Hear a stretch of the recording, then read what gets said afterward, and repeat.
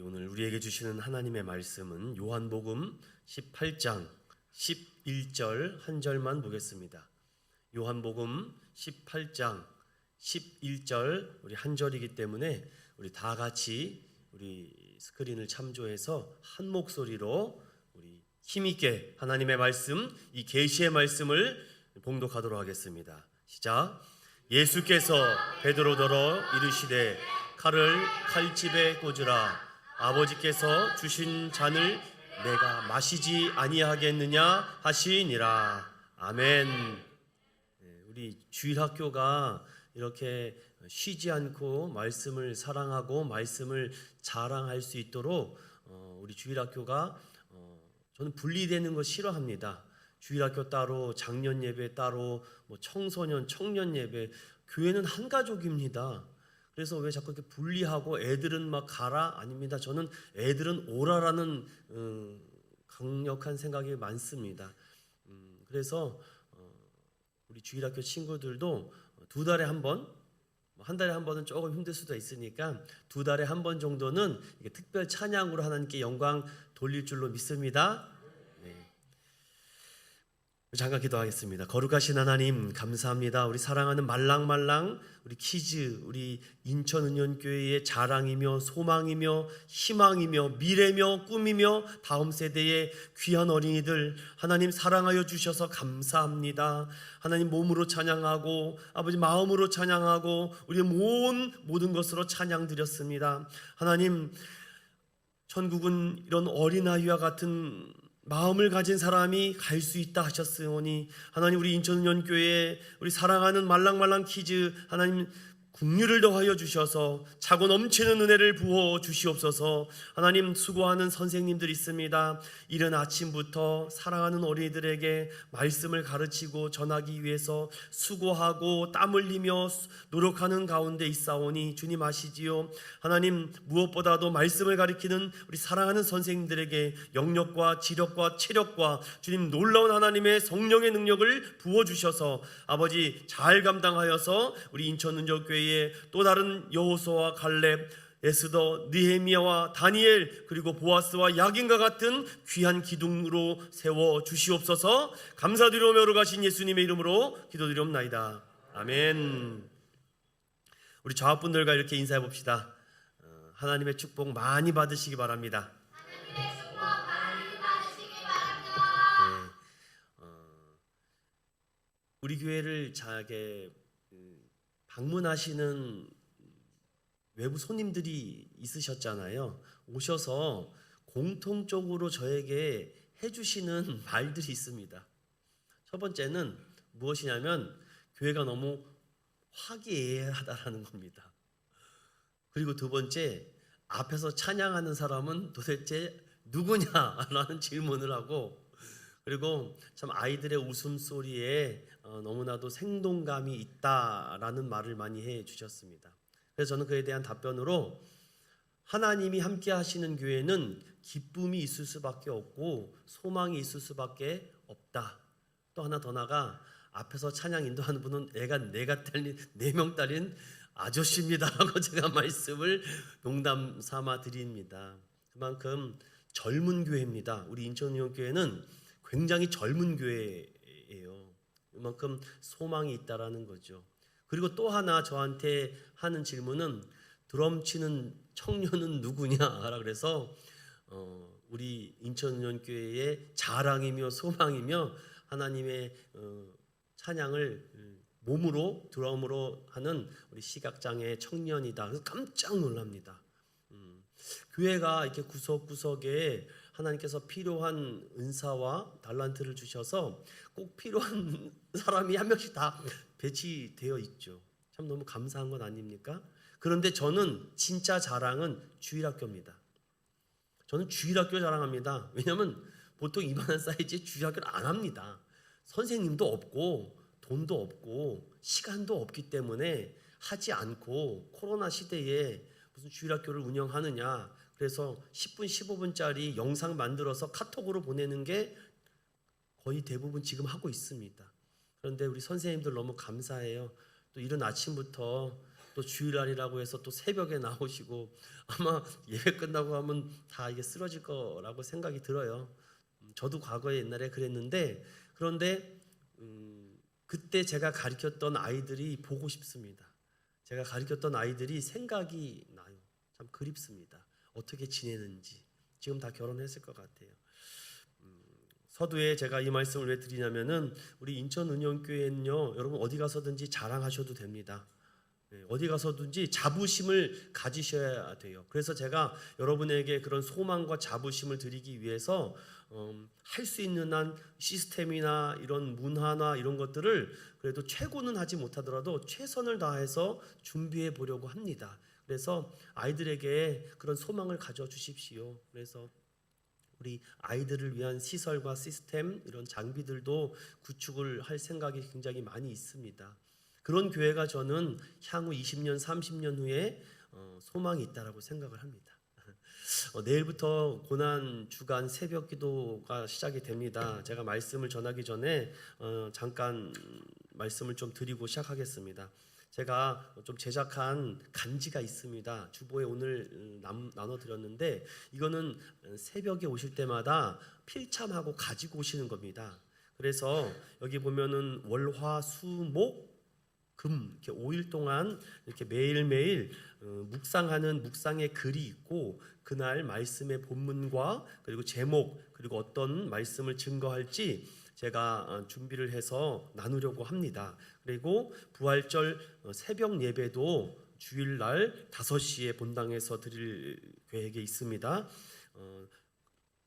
중요한 것은요, 여러분들 내가 얼마나 마음으로 생각으로 하고자 한다면은요, 여러분들 충분히 할 수 있을 거라고 보고 지금 모든 교회가 고난 주간을 맞이해서 새벽 기도를 하는 교회가 있고 저녁 부흥회를 하는 교회가 있습니다.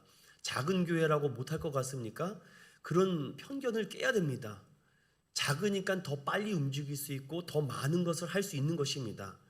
큰 교회는요, 뭔가 하나를 결정하려면 수많은 이런 위험과 이런 생각해야 될 것들이 많이 있어서 힘듭니다. 근데 우리 심플하잖아요. 하면 하고 안 하면 안 하는 건데 우리는 가능한, 할 수 있는 한 합니다. 그래서 여러분의 영성과 이런 영적 자존심을 좀 깨워들어야 되겠다라는 그런 생각이 들었습니다. 우리 안에 이렇게 위축되어 있으면 안 돼요. 제가 서두에 말씀드렸습니다. 우리 인천은영교회 자랑은 주일학교다. 그리고 우리 드럼 치는 척찬이 찬양 인도하는 젊은 청년 아저씨 그리고 이런 시스템들 여러분들 남 부럽지 않습니다. 그래서 그런 자부심을 가져도 되고 그래서 저는 헌금 봉투 하나라도 우리 교회 심볼과 마크를 집어넣습니다. 왜냐? 그게 저의 영적 자존심입니다. 그래서 이런 거 대충 갱주로 만들 수도 있습니다. 고급 종이로 만듭니다. 제가. 왜냐? 영적 자존심입니다. 왜 교회라고 맨날 쓰레기 같은 걸로 해야 됩니까? 교회가 더 준비 잘하고 교회가 더 최선을 다하고 하나님께 드리고 온 우주 만물을 지으신 하나님 앞에 나가는데 어떻게 이런 아무런 것을 가지고선 붙이고 그럽니까? 최선을 다해서 준비해야 되는 것 아닙니까? 우리는 하나님께 그런 걸 바라면서 우리가 하나님께 아무것도 안 한다면서 그건 아닌 것 같습니다. 아무리 생각해도. 그래서 여러분 주변도 항상 잘 기억했으면 좋겠습니다. 오늘은 내일부터 시작되는 고난주간의 주제를 짤막하게 좀 설교를 하고 시간이 되면은 영상이 있는데 우리 어린아이들이 있어서 안 보셔도 상관은 없습니다. 어린애들은. 그래서 그 영상을 조금 보면서 좀 묵상하는 시간을 가져보려고 합니다. 그래서 오늘 말씀의 제목을 아버지께서 내게 주신 잔이라는 제목으로 하나님의 말씀 증거하도록 하겠습니다. 사람마다 삶의 목적이 있습니다. 그런데 그 삶의 목적을 이루고 싶어 하는 게 모든 사람의 공통적인 소망입니다. 그런데 그 목적을 이루기 위해서 선한 방법으로 승부를 걸면 되는데 사람들이 선한 방법으로 승부를 다 처음에 시작합니다. 성실하게 시작합니다. 부지런히 합니다. 나름대로 백은 없지만 최선을 다해서 살아갑니다. 그런데 하다가 한계점에 부딪히면은 사람들은 주저앉아 버립니다. 그래서 선하게 사업을 시작하다가 악하게 빠지는 경우가 굉장히 많죠. 그래서 사람들은 선하게 생각을 아무리 하더라도 자꾸만 우리에게는 나쁜 영향이 더 빨리 침투합니다. 그러다 보니까 목적을 이루기 위해서 사람들은 폭력과 무력과 전쟁과 싸움을 합니다. 왜냐? 그것이 목적을 이루기 빠르기 때문입니다. 더 나가서 사람들은 누가 칼자루를 쥐고 있느냐에 따라서 결론이 지어진다라고 합니다. 결론부터 말씀드리면 우리의 칼자루는 내가 쥐고 있은 적이 없습니다. 항상 하나님이 칼자루를 쥐고 있다라고 믿으시는 저와 여러분에게 축원합니다. 그런데 오늘 하나님께서 각자에게 주신 잔을 살펴보기 전에 예수 그리스도 독생하신 아들 예수님에게 맡겨주신 잔이 있습니다. 그 잔을 먼저 우리가 묵상하고 오늘날 저와 여러분에게 왜 그 잔을 우리도 받아야 되는지를 제가 함께 이 말씀을 통해서 살펴보겠습니다. 예수님이 잡히신 늦은 밤 고요합니다. 겟세마네 동산에서 울먹이며 흐느끼는 한 사람의 기도 소리가 들립니다. 아버지여, 아버지여, 원합니다, 원합니다. 이 잔을 옮겨주십시오. 아버지여, 원하시거든, 아버지여, 뜻하시거든 이 잔을 조금 피하고 싶습니다. 베드로와 야고보와 요하나 나와 함께 기도하자. 내가 다른 제자들은 모르지만 너희들만큼은 내가 믿고 신뢰하고 싶구나. 하지만 그들은 금방 지쳐 쓰러집니다. 주님은 이렇게 말합니다. 마음은 원이로되 육신이 연약하여서 그들이 피곤하여 넘어지는구나. 유혹에 빠지지 않기 위해서 함께 기도하기를 원했지만 그들은 기도하지 못하고 다 넘어져 버리고 맙니다. 이에 주님께서 제자들을 깨웁니다. 제자들아 일어나라. 이제 때가 되었다. 이제 때가 되었다. 잠결에 정신이 번쩍 든 제자들이 예수님이 깨우는 소리에 깜짝 놀란 것이 아니라 횃불과 망치와 몽둥이를 들고 오는 군사와 유대 병정들을 보고 깜짝 놀라기 시작합니다. 여러분, 우리가 종종 어떤 것에 놀랍니까? 말씀을 듣다가 놀랍니까? 아니면 우리 재산이 불탔다는 소식에 더 깜짝 놀랍니까? 말씀을 듣고 강력한 영적 찔림에 의해서 우리의 마음이 불타십니까? 아니면 우리의 집과 우리 자녀가 잘 안 돼서 더 불타십니까? 때가 됐다라는 예수님의 말씀에 혼비백산한 제자들이 일어나 보니 이거 보통 일이 아닙니다. 함께 3년 동안 동고동락했던 유다가 예수님께 와서 입맞춤을 합니다.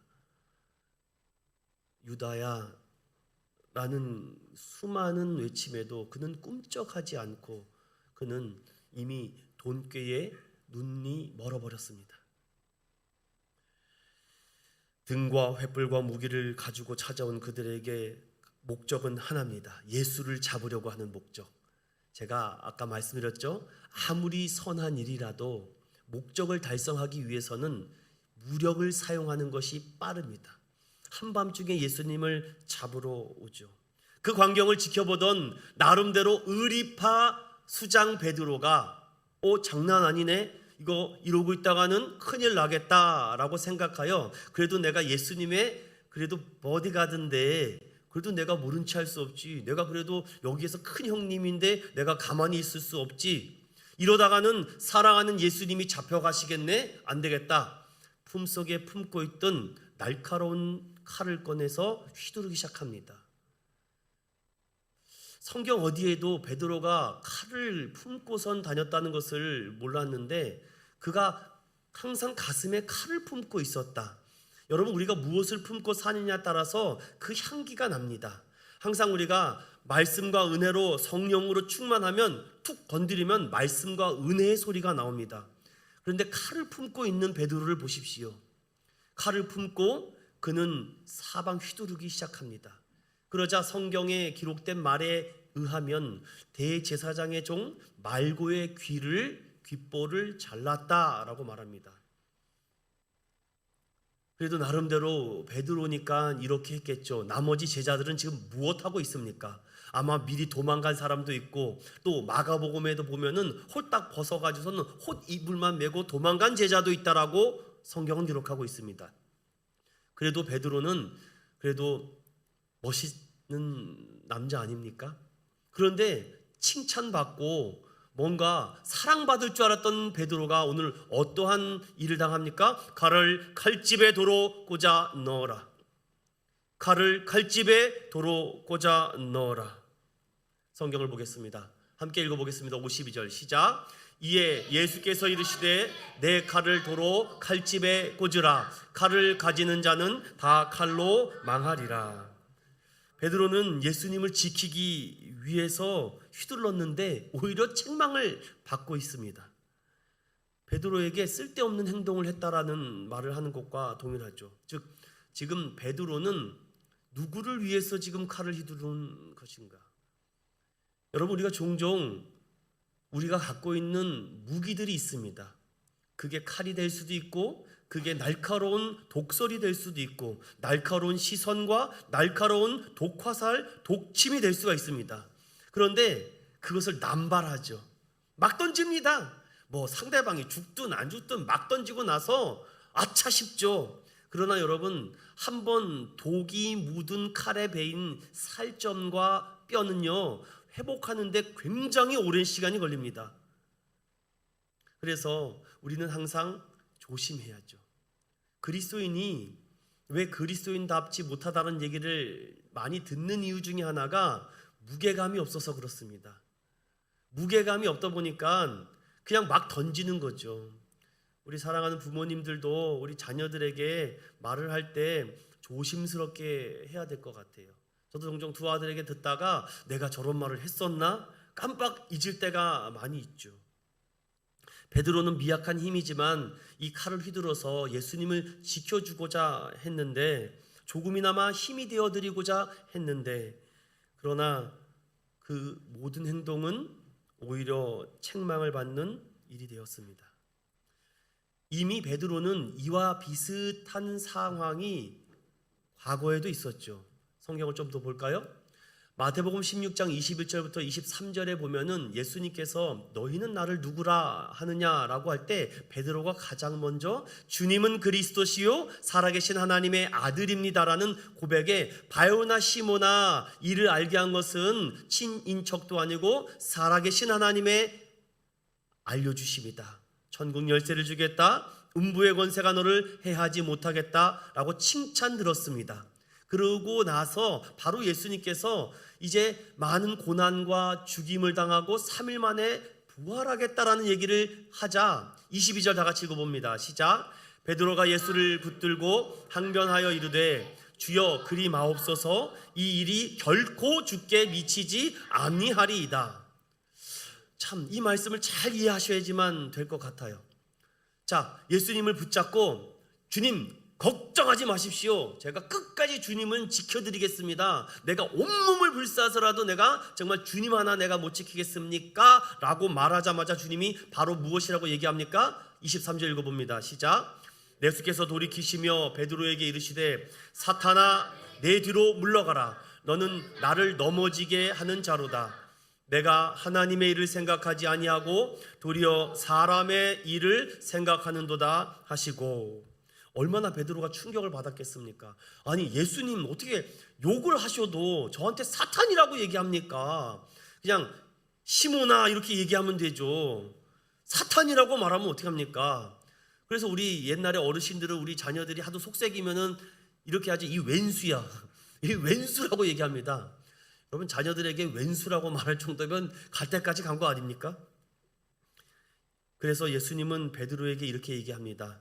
누구든지 나를 따라오려거든 자기를 부인하고 자기 십자가를 지고 나를 따를 것이라. 누구든지 제 목숨을 구원하고자 하면 잃을 것이요 누구든지 나를 위하여 제 목숨을 잃으면 찾으리라. 이순신 장군이 먼저 얘기한 것이 아니라 예수님이 먼저 말한 겁니다. 살고자 하면 죽을 것이요 죽고자 하면 살 것이다. 이건 이순신 장군이 말한 게 아니라 주님이 벌써 2000년 전에 얘기한 것입니다. 여러분 자부심을 가지십시오. 그런데 우리 어린이들도 이순신과 세종대왕은 살아있어서 막 진짜 있는 것처럼 얘기하는데 예수님은 살아있는 것처럼 얘기하지 않습니다.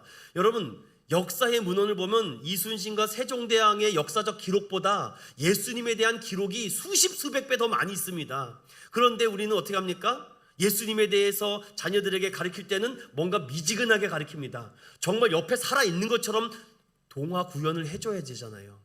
말씀을 얘기해야 되잖아요. 근데 이순신 거북선 얘기할 때는 막 진짜 막 난리처럼 얘기하고, 세종대왕의 한글 창제 얘기할 때는 정말 대단한 것처럼 얘기하는데, 이것이 사람의 일이 아니겠습니까? 하나님의 일에 대해서는 우리가 어떻게 생각합니까? 성경은 자기 부인과 그리고 그 말씀에 따라서 사는 자가 나의 참 제자라고 말합니다. 예수님은 이렇게 얘기합니다. 칼을 도로 집어넣어라. 다른 제자들이 힘을 합해서 주님을 막아줬으면 하는 바람도 있지만, 아무도 예수님의 고난 앞에 나서는 자 없었지만 베드로가 그래도 나섰는데 주님은 그에게 사탄이라고 말할 정도로 책망하십니다. 예수님은 지금 하나님께서 나에게 주시는 이 잔을 마셔야 될 때가 왔는데 때도 구별하지 못합니다. 이건 지금 해야 되는지 말아야 되는지, 즉 가야 되는지 말아야 되는지를 판단하지 못하고 베드로가 칼을 휘둘고 있습니다. 그래서 예수님은 그 찢겨진 귀를 조용히 들어 다시 말고의 귀를 붙여주시죠. 자, 그렇다면은 분명히 성경은 이야기했습니다. 칼을 쓰는 자는 약하든 강하든 칼을 쓰는 것 자체는 망한다라는 것이죠. 우리는 칼자루를 쥐고 싶어 합니다. 그런데 예수님은 그 칼자루를 버리라고 합니다. 여러분에게는 어떠한 칼자루를 쥐고 있습니까? 그 칼자루 때문에 우리가 나아가야 될 길을 막고 있지는 않을까요? 신앙인은 칼로 가는 것이 아닙니다. 신앙인은 말씀으로 가야 된다라고 합니다. 이제 예수님께서 왜 그 고난의 잔을 마셔야 되는지 그 이유를 짤막하게 말씀드리겠습니다. 잔을 받으시는 이유는 딱 성경에 기록되어 있습니다. 하나님의 뜻을 이루시기 위해서. 마태복음 1장 21절은 아들을 낳으리니 이름을 예수라 하라. 이는 그가 자기 백성을 그들의 죄에서 구원할 자이다. 이 모든 말씀은 주께서 선지자로 하신 말씀이다. 그 잔을 받으시는 이유는 아버지의 뜻을 이루기 위해서입니다. 그러면 그 아버지의 뜻은 무엇입니까? 아버지의 뜻은 십자가에서 죽는 것입니다. 그래서 우리가 명확하게 성도들에게 잘 가르쳐 줘야 됩니다. 하나님의 뜻을 구하십시오. 그럼 무슨 뜻을 구하라는 겁니까 도대체? 그 뜻을 구체적으로 설명해 줘야죠. 그냥 앞뒤 다 빼고 하나님의 뜻을 구하세요 그러면 십자가에서 죽으라는 겁니다 지금. 여러분, 하나님의 뜻이 무엇입니까? 다시 질문해 보겠습니다. 하나님이 여러분에게 말하는 하나님의 뜻은 무엇입니까? 몰라요 잘. 그냥 말씀 듣고 순종하고 예배 잘 드리고, 이게 하나님의 뜻입니까? 각자에게 맡겨주신 하나님의 뜻이 있습니다. 예수님은 성육신하여 인성과 신성의 몸을 입고 이 땅에 오셔야 됩니다. 왜냐? 하나님의 이 진노의 잔을 감당할 사람은 이 세상에 아무도 없기 때문에 죄가 없어야 됩니다. 그는 성령으로 잉태돼야지만 하나님의 진노의 잔을 받을 수가 있습니다. 여기서 레이기를 생각해야죠. 그 진노의 잔은 무엇입니까? 기억하세요 여러분들? 소를 끌고 와서 그 소를 어떻게 합니까? 죽여야 됩니다. 처음에 어떻게 죽입니까? 그냥 죽습니까? 아니죠. 잔인하게 죽여야 됩니다. 피가 낭자하게 온몸에 튀깁니다. 그렇게 죽이는 것만 해도 온몸이 떨려 죽겠는데 어떻게 하라 그럽니까? 가죽을 벗기라고 합니다. 가죽만 벗겨도 지금 시원찰방국에 각을 뜨라고 합니다. 정말 그 모습 보십시오. 그 피비린내 나고 그 상상할 수 없는 그 처참한 모습을. 그런데 거기에다가 그거를 그 번제에다 올려놓고서는 다 태워버리라고 얘기합니다. 아주 뼈까지 싹 태워버리라고 얘기합니다. 그게 하나님의 뜻입니다. 사랑하는 여러분, 우리가 그렇게 해야 된다니까요. 하나님 앞에 가서.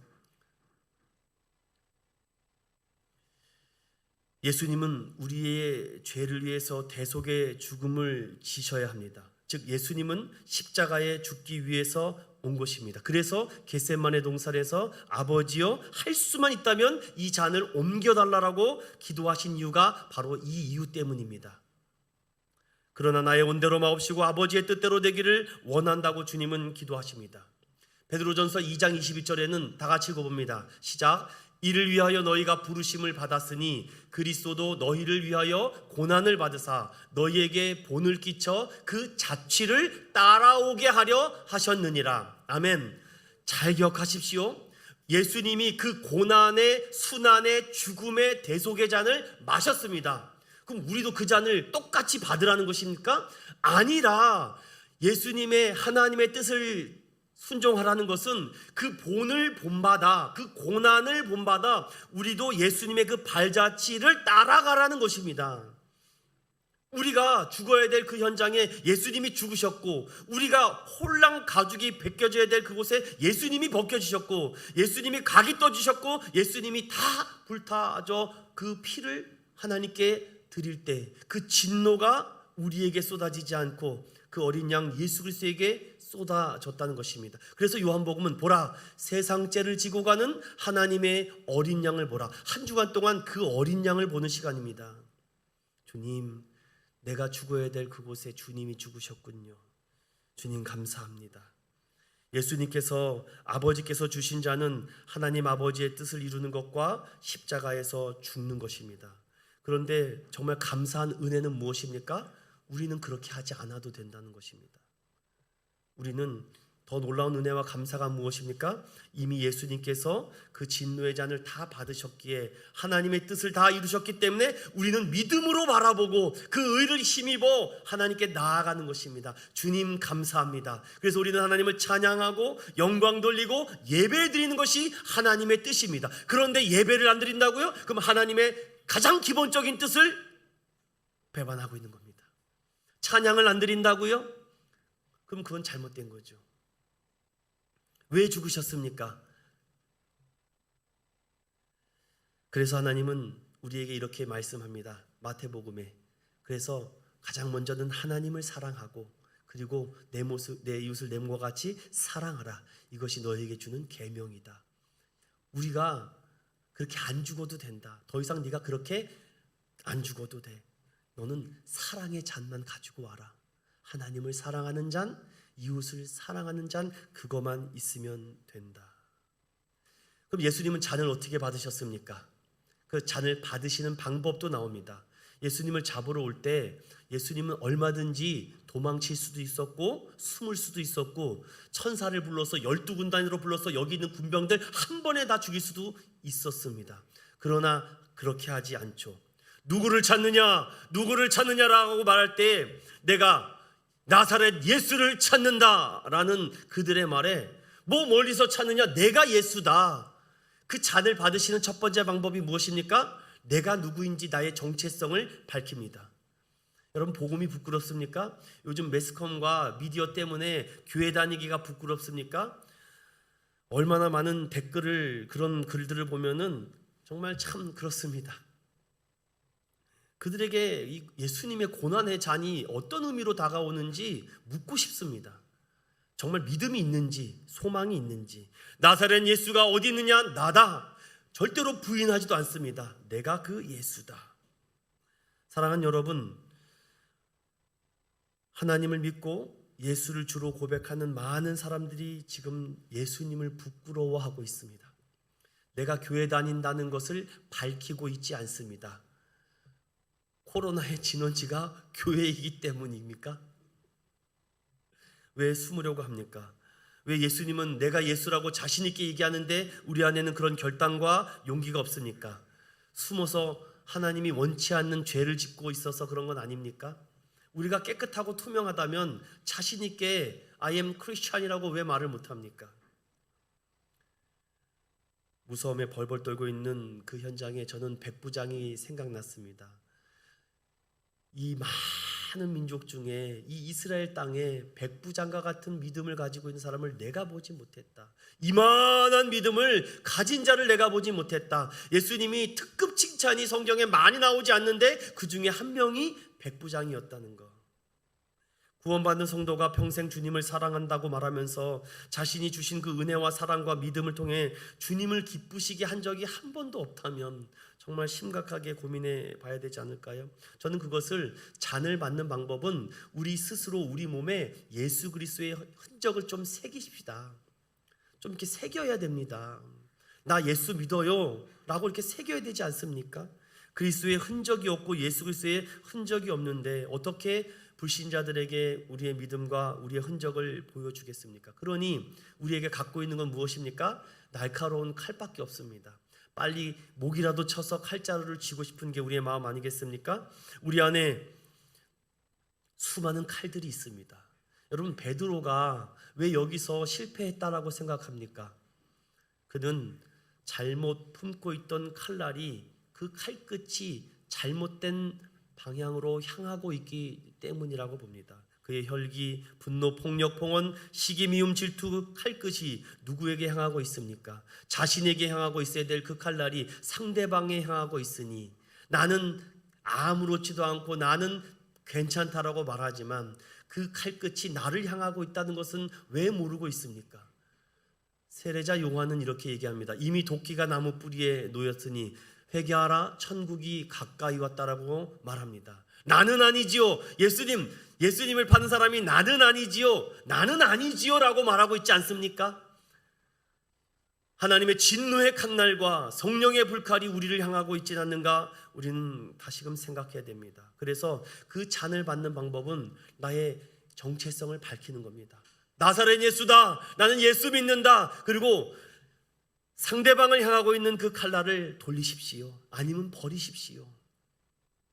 자아가 죽고 예수로 살아야 될 이유가 바로 여기에 있기 때문입니다. 베드로가 이 밤에 실수했었던 것은 유혹에 빠지지 않게 기도하라고 하신 그 예수님의 음성을 귀담아 듣지 않고 그는 잠들어 버렸기 때문입니다.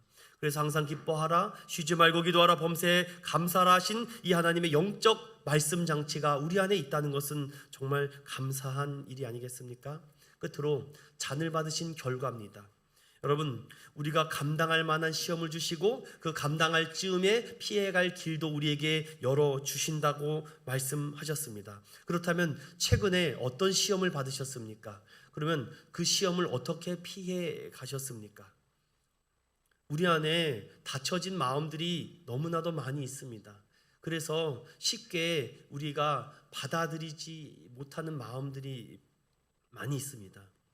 그래서 오늘 그 잔을 받으신 그 결과를 통해서 우리는 정말 정신을 차려야 되지 않을까 생각합니다.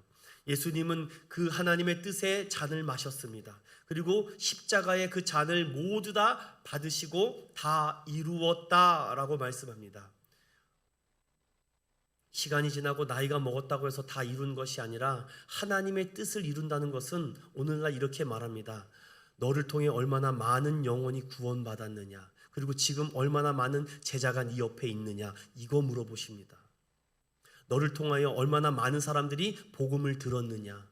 오늘 예수님을 통해서 보십시오. 예수님이 하나님의 내게 주신 그 잔을 마시고 나서 예수님은 이 땅에 없지만 지금까지 수백 명, 수천만 명이 예수 그리스도의 복음을 받아들이고 영혼을 사랑하고 구원받지 않았습니까?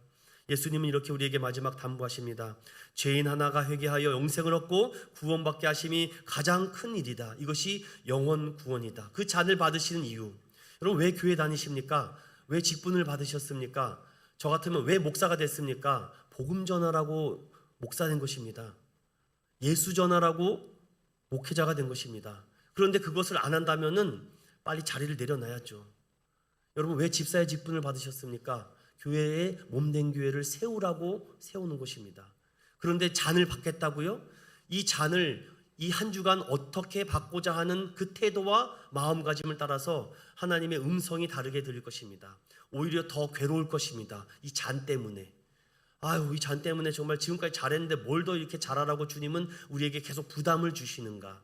내가 지금까지 쌓아놓은 업적과 공덕이 얼마나 많이 있는데 주님은 나에게 더 하라고 하시는가? 주님은 지금도 사망의 그늘에 앉아 죽어가는 영혼들을 우리를 통해서 일하시고 하는데 목자 없는 양같이 지금 추수할 일꾼을 부르고 있는데 누가 그들에게 갈 것이냐? 주님은 죽으심으로 말미암아 부활의 소망으로 우리에게 이제 다시 오셨습니다. 그 이유와 목적을 알고 그 결과를 알 때 우리는 그 잔을 받을 수 있는 용기가 생깁니다. 오늘 이 말씀을 기억하고 예수님은 죽음의 잔이 아니라 생명의 잔이었다라는 것을 여러분 믿음으로 받아들이시고 고백하는 저와 여러분 되시기를 축원드립니다. 시간을 그냥 의미 없이 보내서는 안 됩니다. 베드로의 실수였다고요? 아닙니다. 몰랐다고요? 그는 부인할 수 없습니다. 왜 날카로운 칼을 품고 다닙니까?